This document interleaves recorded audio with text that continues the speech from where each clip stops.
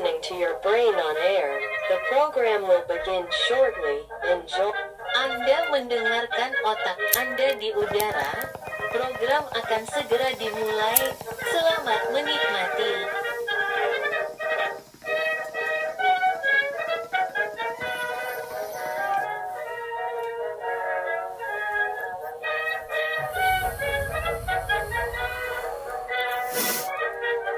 Folks, good morning, everyone. Welcome back to Your Brain on Air. I am your host, Ollie Vogt Larson, and Roy Cohen was right about one thing. The Rosenbergs deserve the chair. I don't give a shit if she was a mother. She was a dirty spy. Folks, welcome back. We're happy to be with you in the studio today. It's a beautiful Friday. I'm feeling good today. I hope that you're feeling even better because it's November 14th. Believe it or not, we're already halfway through. Well, we're already almost halfway through. Thanksgiving's coming soon enough. I can't wait for it. You're going to meet the cousins with the pen. It's going to be great. You're going to have a good time. Thanksgiving's always a wonderful time of year, but folks, that's not what we're talking about this episode because there's too damn much going on in the world for us to be bothered by that kind of stuff. We're not worried about the holidays. We're not worried about where we're going, who's hosting, whatever. The holidays are over, by the way, guys. Thanksgiving, dead trend. I'm done with Christmas. I'm like, what even? I don't even know what we're here to celebrate. It's like, whatever. I mean, I like that we get together and eat, but like, let's be real. This is shit our grandparents did. Like, this shit's old. Sorry, but it's kind of true. Anyways, we got a lot of shit to talk about today. It's wonderful, it's grand, it's lovely, it's beyond words how much shit we got to tell you about. So let me just start using some words to try to encapsulate this Lovecraftian entity that is today's news. We're going to talk about some shit that not everybody likes to talk about, like the Sudanese civil war. It's continuing to rage as no sign of peace is in sight for the large African nation. Folks, if you're unfamiliar with Sudan, that's fine. I am also American. And it's not easy for us to know about the rest of the world. And to be fair, you'll always get these Euros, these like people from England, people from whatever, Tajikistan, whatever. And it's because your countries are the size of states that you have been to multiple countries. Our states are the size of your countries. So to be fair, while you may have traveled, you were born in France, so you went to Germany, Italy, Switzerland, Spain, Luxembourg, Portugal. You traveled, you got to experience new cultures and whatnot. Our version of that is state by state, and we don't need a passport for it, and unfortunately, you guys don't need a passport for it anymore. The open migration is ridiculous over in Europe. But my point still stands, that people accuse Americans of being so uncultured and whatnot. I guarantee you the Midwest has more culture to offer than any southern region of Europe, the northern region. By the way, the Scandinavian regions of the world, Norway, Sweden, Finland, I think you can count Iceland and Denmark in that, compared, you could just compare the fact that the buildings over there are so tiny. Everybody talks about how these countries, they rank so highly in happiness indexes. It's because they're so happy with so nothing. You look at what the average Finn's life composes of, and it's mostly sitting in a little wooden cottage, taking a bicycle to the university, and passing windmills and passing farmers and what's it called? Iraqi gangs that are like flooding the streets. It's, you know what I mean? It's like Helsinki's a fun place to live, and I'm not sure that many people want to talk about that. And also some people just flat out tell you that Finland's not a real country. It probably isn't. You know what I mean? No one looks into it, but no, it might not be. As far as we know, it might just be a proxy for Russia. Folks, the escalating conflict between the Sudanese Armed Forces, the SAF, and the Rapid Support Forces, RSF, has produced one of the world's most severe humanitarian crises, pushing more than 21 million people into acute hunger. This level of food insecurity means that a significant portion of Sudan's population is struggling to access even basic daily nutrition. In some regions, the conditions have worsened enough for famine to be formally declared. An indication not only of insufficient foods, but also of widespread malnutrition and rising death rates. The fighting has disrupted every pillar of society over there. Food stability, production, supply chains, markets, and humanitarian access. All that shit is shaken up. And I'm sure most of us haven't even heard of this, to be fair. Most of us are just like, yeah, I don't care. That's a conflict in another nation that really, it's like, whatever. I've heard the term Sudan. The most that I know about it is that it's south of Egypt. And most people don't even didn't know that. One of the key drivers of the crisis is the destruction of agricultural land and infrastructure. Sudan's most fertile regions have become battlegrounds, preventing farmers from planting or harvesting crops. Markets have collapsed in many conflict zones, and the cost of available food has surged beyond affordability for millions.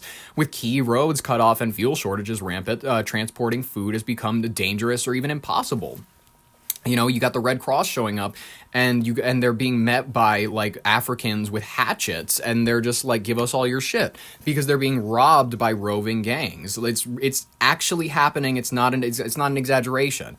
Leaving communities very isolated, you know what I mean? They're not going to be able to have access to anything. Aid agencies, which typically act as lifelines in such emergencies that we would be facing right now, they're also facing severe restrictions due to insecurity, bureaucratic obstacles, and targeted attacks. The humanitarian experts also are extending well beyond hunger. They're saying that the struggle is extending beyond hunger itself. Malnutrition, especially among children, weakens the immune system, leading to a rise in preventable diseases. Families are being forced to flee repeatedly, abandon livelihoods, and move to overcrowded informal camps where conditions are dire, to put it one way. You know, this is people want to talk about how vicious and brutal ICE camps and detention agencies are. Yeah, sure. You only get 3 cruddy meals a day. But these are worse, folks. Healthcare systems are already fragile. They have buckled under the strain, lacking supplies, staff, and stable facilities. The crisis has also deepened the gender-based vulnerabilities, with women and girls facing heightened risk of exploitation, violence, and barriers to accessing aid most of the time. Regionally, the crisis threatens border stability. Sudan borders several fragile states, and the mass displacement of people strains neighboring countries because you got refugees pouring in. And it risks putting other actors into conflict, quite frankly. Internally, the scale of the hunger crisis adds to the pressure on the humanitarian budgets that are already being stretched by other global emergencies. Without coordinated diplomatic efforts to halt the fighting and to ensure the secure corridors for aid, people to like actually go through, so they don't have to worry that you're going to be stopped on the one available road by a team of people coming out of the jungle. You know what I mean? It's war and famine. This is going to continue to spread further if we don't get this on wraps. We got a clip from CBS Morning News. Here we go. The UN has called it the world's biggest humanitarian crisis, and this week the U.S. was involved in intense negotiations to broker an end to the war in Sudan, as conditions there make it impossible for journalists to operate safely. Researchers are using satellite imagery to document what is happening. Haley Ott has more now from London. Mm-hmm. Inside a city under siege, Sudan's Al-Fashir, occupied by the RSF paramilitary group, where civilians are There's dudes in keffiyehs shooting AK-47s riding camels. This is a dangerous situation. In a nightmare. Analyzing satellite images of the city is Yale researcher Natty Raymond. There are simply too many objects on the ground now that weren't there before, that are consistent with the dimensions of human bodies, that we simply can't count them all. Taken from space, these photos are the closest we can get to witnessing what's happening in Al-Fashir. And even from high above, they show the horrors unfolding, like these large red stains on the ground. And the only explanation we can get is that red color around an object that is between 1.3 to 2 meters, which is the average proportion of a human being, that is blood. War has raged in Sudan between the country's military and the powerful RSF paramilitary force for over 2 years. On October 26, the RSF seized Al-Fashir, reportedly rampaging through the city. Rada Mohammed walked for days to get to this displacement camp.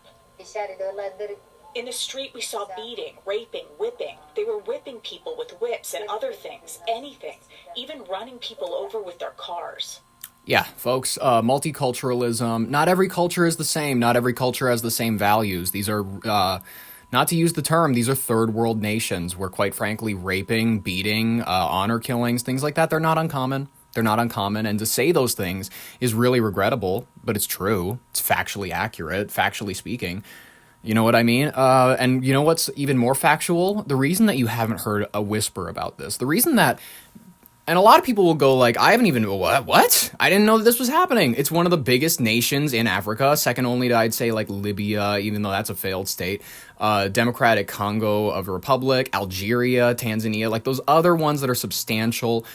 I would say that this, the reason that you haven't heard a lickin' of this from anybody is because they haven't found a way to politicize it. The left hasn't found a way to make this about trans rights, and the right has not found a way to make this about how Christians are being slaughtered. The reason that you have not heard anything about this is because they haven't figured out quite who's the one to support, who's the one that... Because nobody actually bothers to learn anything, and the majority of people will go just like, well, oh, stand with Ukraine, stand with whatever. They will hear the talking points at a certain point when the Democrats or the Republicans pick up an issue, and then that is when they will start to learn significantly about it. But right now, we don't have any interest in the Sudan. We don't have any interest in its people. Quite frankly, we're just interested in not getting any refugees from there. You know what I mean? Like, there's a lot going on over there right now, and the reason you're not hearing any of it is because they haven't made a way for you to get angry at your neighbor about it. They haven't found a way for your neighbor to have a Sudanese RSF flag and for you to go, fucking, I want to kill him. I want to kill him. Does he know what he's supporting? He's supporting the fucking regime that wants to, like, blah, blah, blah, blah. They will start telling you about this the moment they have it hashed out how they're going to serve it to you. The moment they have it hashed out. So now is the time for you as a smart person to go ahead and do your own research, look into the situation, formulate your own opinions. Because before you know it, Dave Portnoy will be out there and what's her name? Megyn Kelly, Tucker Carlson. They will be out there telling you that this is the conflict you need to worry about. Whatever. It's chill. Overall, this is illustrating how, it's... those unfortunately foreign states that do not have solid ground to stand on, that's going to be tough. And we have to ask ourselves, as a grander country with better standing in the world, do we really in this moment, we gotta think about this. Just like when we opened up our borders to Somalians back in the early 90s, do we want to import the third world as a result of them not being able to keep their government straight? I don't know. I'm not against the idea of immigration. I'm against the idea of dramatic leaving the border open like Biden did, regrettably. You know what I mean? It's a factual statement to say that illegal immigration quadrupled, quintupled under his shit in comparison to Trump, in comparison to Biden, in comparison to Obama. See, look at that. They're so interlinked in my head, Biden and Obama, that I just was like, yeah, but Obama did better in this regard. Whatever. Once they figure out how to make this about trans rights or Christian nationalism or one of the other talking points, abortion, there's, that lady that you saw getting raped and whatnot? Yeah, sure, she can't go to school. Yeah, sure, whatever that. Yeah, sure, that Islam makes people cover themselves up, especially if they're women, dress modestly to like a ridiculous cartoonish extent. I tried to put a letter in one of their eyes because they looked like a letterbox, but it's regrettable. It's like, do we really want to... You see these left-wing people on college campuses, they're wearing Islamic garb, they're wearing, like, the keffiyehs, they're wearing the terrorist uniform, and they don't even realize that it's a terrorist uniform. They're the same idiots that supported Che Guevara, the same idiots that just blindly go about with the idea that socialism could work and everything. They have no historical context. They're just left-wing loonies, and it's unfortunate that you gotta call them that, because it's true. They're right-wing loonies just as there are left-wing loonies.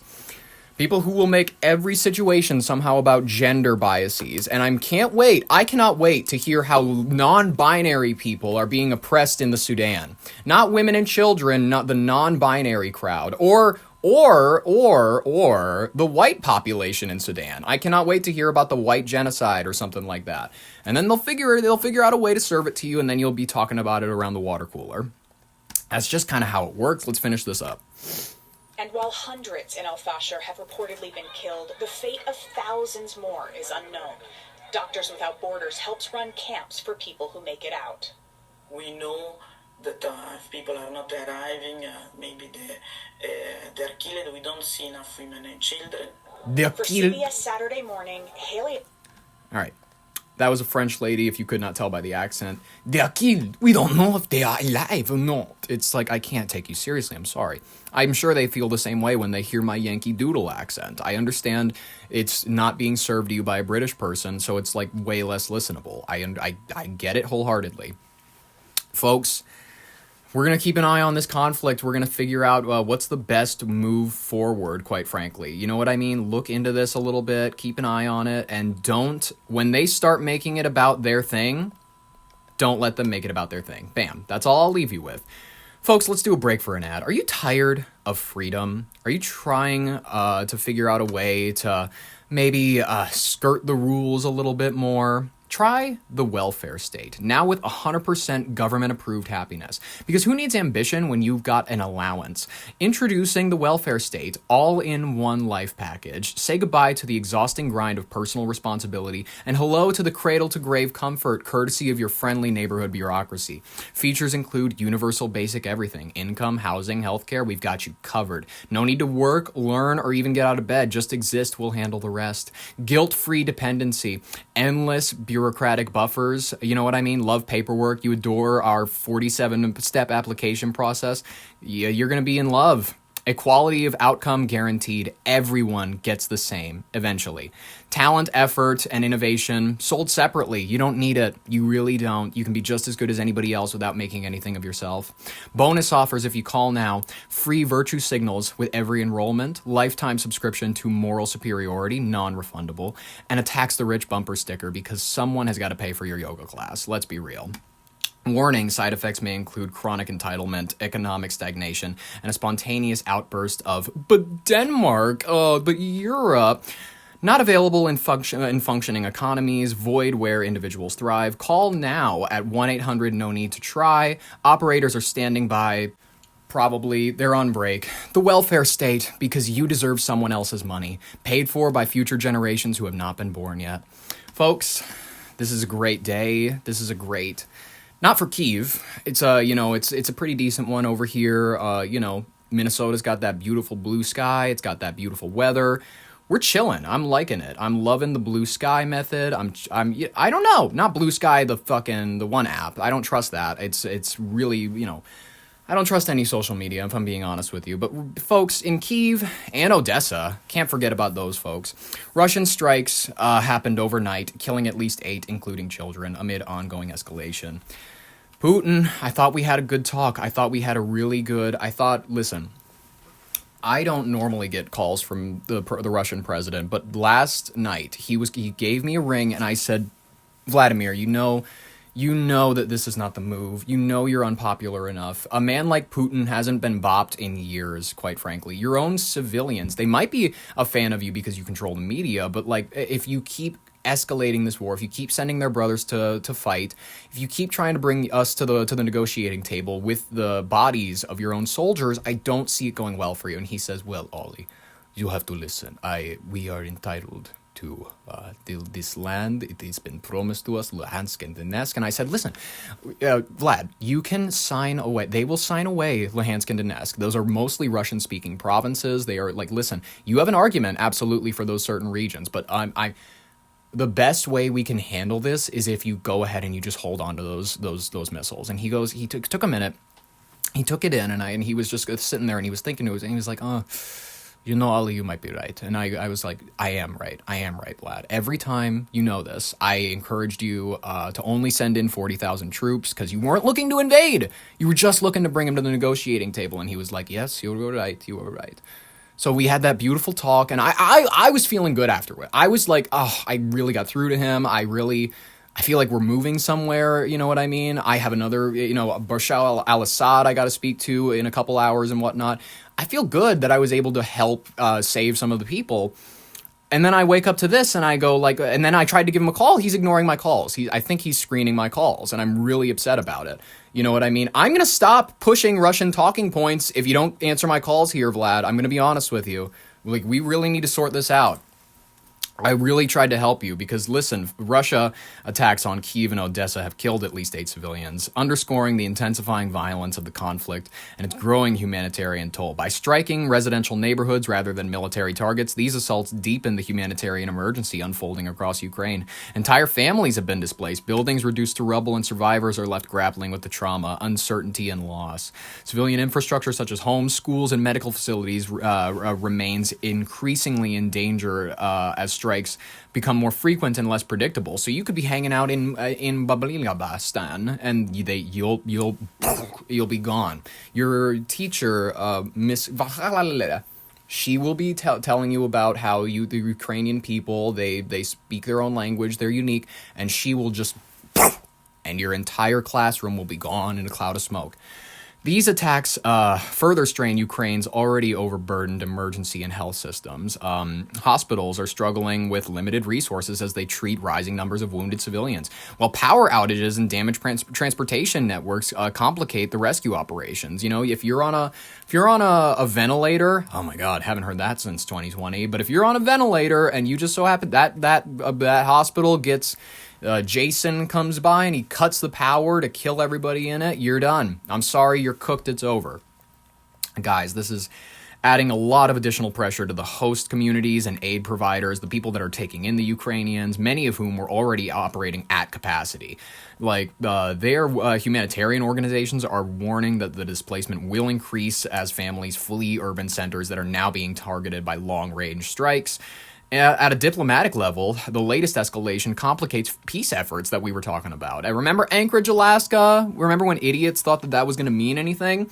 Well, it has also increased for the calls for sustained military and humanitarian support to Ukraine.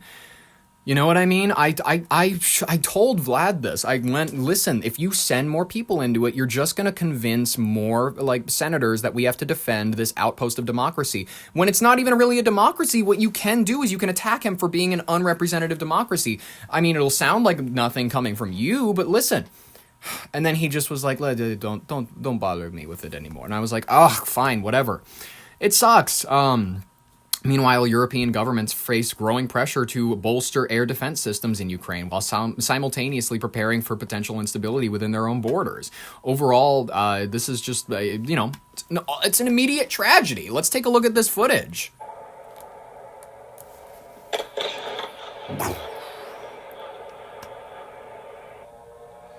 Just views of the city. There it is. Woo! Vlad, this was not the move. And then, look, this is like an overshot of the city. Kind of calm, kind of peaceful. Off in the distance, you see this orange cloud erupt. The sound hasn't even hit it yet.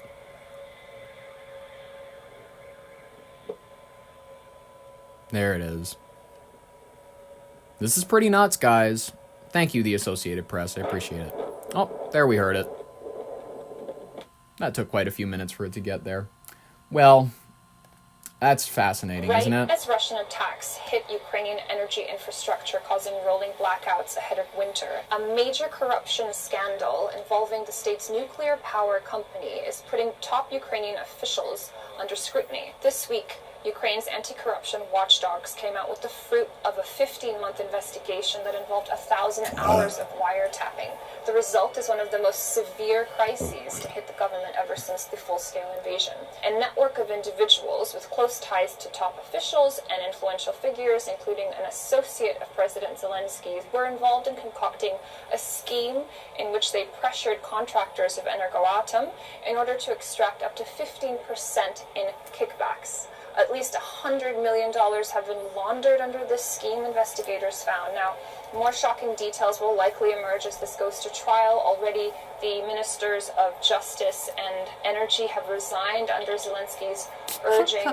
But as we get more details, the question lingers, how far up did the corruption go? Recall, the anti-corruption agencies that came out with this investigation, Zelensky tried to defang them earlier this summer, which called... And dude, this is one of the cringiest things, is you'll have moms, literally 30, 40-year-olds going, Zelensky. He's a real man. He sticks behind his country. He's a real man. He's a real gentleman. And I'm like, oh my God.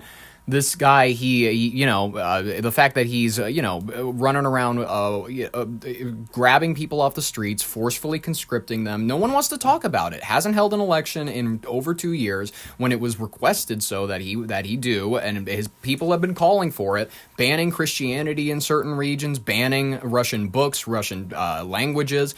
It's a little much. He's taking a little inspiration from his neighbor to the north, Belarus, as far as I believe. But, no one wants to talk about that because they have a Ukrainian flag on their balcony, and that's the end of the conversation. Ukraine is a democracy, and I'm not going to look into any of their behaviors. I'm just going to say that I want to defend an outpost of the West. I want to defend an outpost of democracy that really isn't a democracy. It really isn't a democracy. Folks, question everything. Question everything that these people will try to serve you. What's next? Oh, we got the rapid fire section of today's headlines. Ooh, as you all may know, I grab a few, like 10, 9, 11-ish of today's headlines, and I read them to you because I think they're important to keep your media diet healthy. NDA secures a landslide victory in Bihar assembly elections. India's National Democratic Alliance at the NDA, led by Nitish Kumar's JDU and BJP, crossed the 200-seat majority in Bihar's 243-seat assembly, crushing the opposition Mahagathbandhan. Early trends show NDA over 210 seats, boosting PM Modi's coalition ahead of the national polls. The win strengthens the regional alliance, but raises concerns over opposition fragmentation. Yeah, based on the way that their parties are organizing, it's kind of like they're shifting towards a one-party state in the Chinese sort of way, where there's like, I would say maybe you get 2 contradictory votes out of a few thousand. It's whatever. If they choose to do it, I kind of like our system where it's 2 parties that yell at each other. Really don't get very much going on, but I kind of like that. I feel like everybody else kind of likes that. As opposed to what? Do you want them running around with hatchets? U.S. airstrikes, man. They've killed 3 in an anti-drug boat operation. The United States military strike in the Caribbean Sea vessel killed 3 alleged drug traffickers as a part of Operation Southern Spear, targeting narco-terrorists across the hemisphere. The action, authorized by the DOJ memo, citing the presidential claims on cartels, escalations in the war on drugs, but draws criticism for potential civilian risks and lack of international coordination. Alright, don't go fishing. That's all I have to say. Iran seizes an oil tanker in the Persian Gulf. Iranian forces captured an oil tanker in the Persian Gulf, redirecting it to territorial waters amid rising regional tensions. Let's not do another Persian... Let's not do the Gulf War 2. I'm good. The last time we did it and we got involved, it didn't go very well. It went well for the United States, but we shouldn't have. It wasn't our conflict. I'm good. The move has been linked to sanction disruptions. It could disrupt global oil supplies and heighten the U.S.-Iran conflicts, with prices already up 2% in the response. Not good, not something we should encourage. The EU has launched a probe into Google's news demotion process. The European Commission opened an investigation into Google for alleging suppressing legitimate news content in search results under its spam policy, potentially violating the Digital Marks Act. Fines or divestitures, Jesus, there we go, I got it, loom if proven, threatening media revenue and intensifying big tech scrutiny in the EU. Yes, keep an eye on it, whatever. The EU will be the one fighting it. That's all right, cool. Typhoon Kalmykia devastated the Philippines. The death toll has risen due to the super typhoon striking. It has killed at least 142, leaving 127 missing before hitting central Vietnam. It displaced tens of thousands, caused widespread flooding and damaged infrastructure, prompting international aid calls and highlighting climate vulnerability in Southeast Asia. Not a great region. I'm not even gonna lie to you. I would not live in Malaysia if I was given any option to by a climate person. Gaza faces catastrophic flood risk amid conflict. Heavy rain threatens 900,000 Palestinians in Gaza with flooding, compounding destruction from Israel operations that killed 2 children near Hebron. settler attacks, including mosque erosion, arson, adds to the chaos, with aid groups urging ceasefires to avert famine-like conditions. I mean, yes, sure. Best of luck to Gaza. Best of luck to Israel. Whatever. Best of luck to the region. Is that all you want me to say? It's because that's all I have to say. SNAP overhaul requires full user reapplication. The United States Agricultural Secretary Brooke Rollins announced a complete rebuild of the SNAP Supplemental Nutrition Assistance Program, mandating reapplications to verify eligibility, affecting 42 million low-income recipients. The move aims to curb fraud, but risks disrupting food security and amid rising insecurity rates to 14%. Something to keep your eye on. If you're a SNAP benefit taker, best of luck to you on that reapplication. Let's hope you have enough kids to qualify. Folks, this is our third story, and it's probably the most important one we're going to cover today. Trump has ordered the DOJ to probe into Epstein Democrat ties as a massive, massive pivot. What has happened, folks? On November 14th, today, President Trump announced that he is asking the DOJ to investigate Epstein's connections to major Democratic figures, including Bill Clinton, Larry Summers, and Reid Hoffman, as well as financial institutions such as JP Morgan and Chase. He claims that records show these individuals spent substantial time with Epstein and argues that the matter is, quote, another Russia scam with all arrows pointing to the Democrats. The announcement comes amid the release of tens of thousands of documents by the Congressional Committee, raising questions about Epstein's network and his relationships. First, the move is going to underscore how Epstein's case has been deeply politicized. This is not going to go well for, I would say, Trump. He's trying to find any sort of pivot that is gonna divert attention from him. It's perfectly fine and reasonable. You have that statue outside the National Mall. Let's look at this clip from CNN and let's give our opinions. Let's bring in White House reporter Elena Treen. All right, Elena, President Trump is now threatening this new investigation I just discussed involving Epstein. Tell us more about that.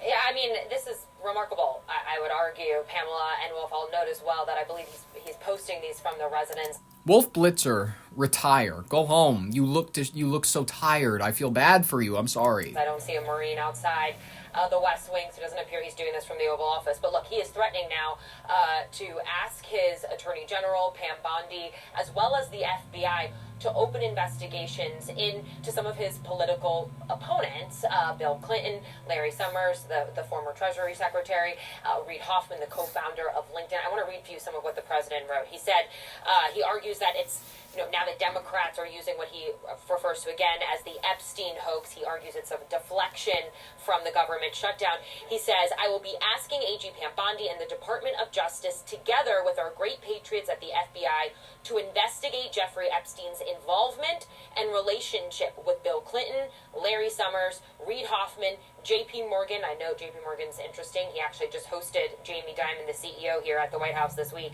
Chase and many other people and institutions to determine what was going on with them.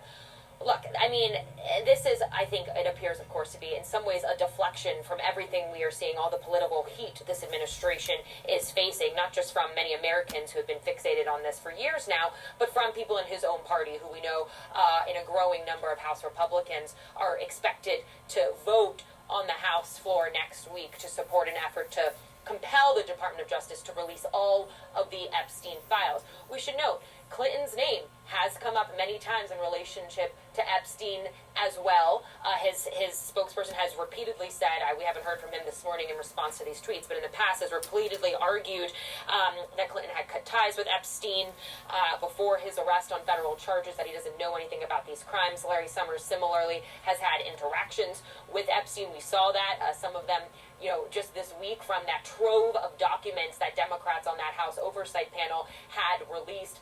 Larry Summers' name came up, but it's interesting to see how the president now, who's really been working furiously and tirelessly to try and brush this off, to dismiss it, to argue that this is something worked up by the Democrats, is now going to be putting effort and asking his Justice Department to open a formal investigation to look into some of these people that I think are unquestionably some of his political opponents. So that's fascinating as well. And I will say, I do want to just quickly reference the other post he sent just shortly before that, because what I'm fascinated about in the other post is he refers to Republicans specifically. He calls them weak. He calls them soft. He argues that, really lashing out against Democrats as well, but he argues that Republicans who have, quote, fallen into their clutches are soft and foolish. He's obviously, I think, referring to the growing number of Republicans who are expected to support that vote, like I mentioned. And so this is getting very messy.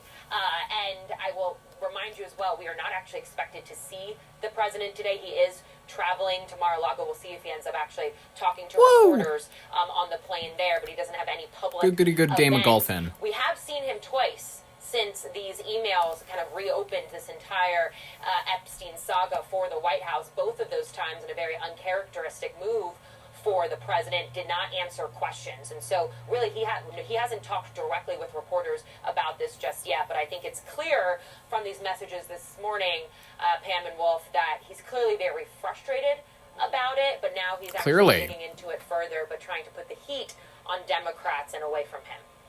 Well, yeah. He's for sure trying to do that. You know what I mean? Not to say that Democrats aren't also responsible. Absolutely they are. There's tons of fucking weirdos, and Republicans too. Supporters of Trump may view it as finally exposing the swamp, making up for his promise back in 2016, while detractors see it as not a bipartisan, but a partisan smear. Campaign or deflection from what's really going on, especially since Trump himself had prior accusations with Epstein. That complicates public trust in law enforcement and institutions when investigations are seen as weaponized. For example, one senator claimed the FBI was instructed to, quote, flag any mention of Trump in the Epstein files. In terms of justice and victims, there is a risk that the original purpose, to hold accountable those who enabled sex abuse, it's going to get sidelined by political objectives. Survivors of Epstein's trafficking network have called for continued investigation into co-conspirators and enablers and have accused the DOJ of abandoning the case prematurely. If the process becomes viewed as purely political, it may deter future cooperation by victims to undermine broader efforts in combating trafficking. It's gonna get worse. I still don't believe that what's her name killed herself. Finally, there's something to talk about when it comes to the institutional implications for how the DOJ and the FBI operate relative to the White House. If presidents routinely direct the DOJ to investigate their political opponents and whatnot, much like Biden did, much like other people before him did, it raises questions about the separation of powers, independent justice, and how long-term health of the democratic norms are decaying a little bit here. Some experts warn that this may erode the firewall between politics and law enforcement. Not to say that it isn't already, because of the 34 felony convictions that really should not have been charged that way. But I'm not saying I'm in favor of Trump. I don't think that he was I think that it was an absolute witch hunt. I think that you should have gone after him for some level of incitement of violence.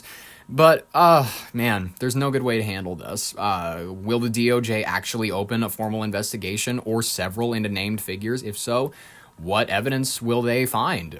How will Congress respond? Will it be pressing for full transparency, subpoena more documents? I doubt it. Or challenge executive interference? I don't think so. What impact will this have on Trump and his own political standing? He's not going to have to worry about running again because, he's flirting with the idea of 2028. I doubt that he's going to actually do it. I doubt that he's going to do it. And many people will go, I doubt that he's going to do it. How victims and advocacy groups for trafficking survivors are going to respond, whether they feel this deepens focus on accountability or see it as a diversion, which it may. The broader precedent this sets for future administrations is that will law enforcement become a tool of political vendetta, or will it reform to safeguard its independence? I don't know, and I cannot be the final determiner. All I know is that I'm ready to be bought by the Saudis. I'm ready. I'm here and now. I'm decrying my faith to Allah. I am decrying that Saudis are the one true regime. They are the one true government, and I pledge my allegiance to you. I pledge my allegiance to the Islamic regime. I pledge my allegiance to the Assad family, the whole fam, everybody over there. I hope that you're welcoming. I really do, and I really can't wait. I can't wait to be in Riyadh, coming at you guys from an ancient Muslim palace. It's going to be beautiful. I think I'd rather do that. I'd rather do that than do any of this. This whole thing where your government is maybe we'll start getting honest with you, maybe we won't. I'd rather I just live in a country where they're like, nah, no, we're not going to be honest with you, and you're going to follow Sharia law, and that's going to be that. There we go. I don't know what else to say about that, but it's just true.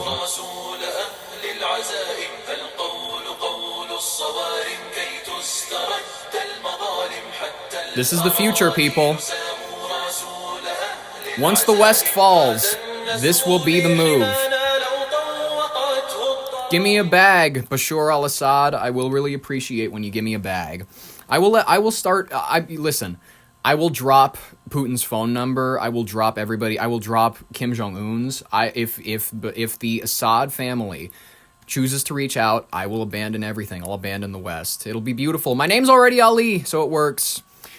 Folks, thank you so much for listening. It's a beautiful Friday, and I want you to go out there. I want you to tell somebody that you're grateful for them. I want you to enjoy your weekend. I want you to try to be better people. Try to value those around you. Try to do the best that you can with what you're given. And try not to blame systems around you for your problems, because that's never going to fix it. That's not going to do nothing. And then you know what? Learn the ball, and then you'll leave. That's it. Learn to play ball, and you'll win. There you go. Learn to play the system, and that's how you do it. Folks, I hope that you have a wonderful weekend. I hope that you have a great rest of your time. I cannot wait to see you next week, Monday. Subscribe if you want more. Like if you liked it. That's all I really got. I appreciate your time. Thank you for getting the news from me. Thank you for, letting me rant at you a little bit, because I had a great time doing it, and I'm going to have a great time doing it next week. Thank you all so much for listening. This has been your Brain on Air with Holly Vogt Larson. I'll catch you next week. Have a great weekend, and bye-bye.